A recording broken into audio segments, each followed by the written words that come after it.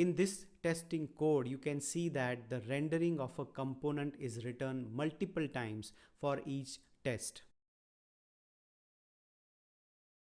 You may have other types of such statements which are executed for each test, maybe at the beginning or at the end of each test.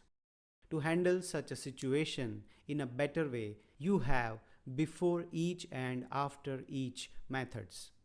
Let's practically check. Let's remove render counter from every test. And now when you run, it's not going to pass the test because there is no counter rendering, that is the component rendering happening. Now simply what you have to do is, before all the tests, I'll just say beforeEach, open the parentheses and we'll write the arrow function, and here I just say render counter.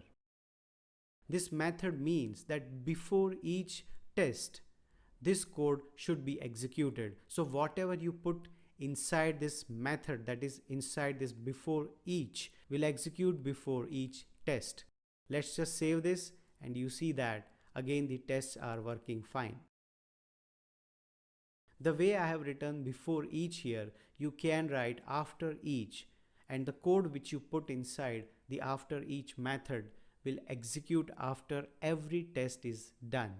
So it's very useful to have the repetitive code put inside beforeEach or afterEach.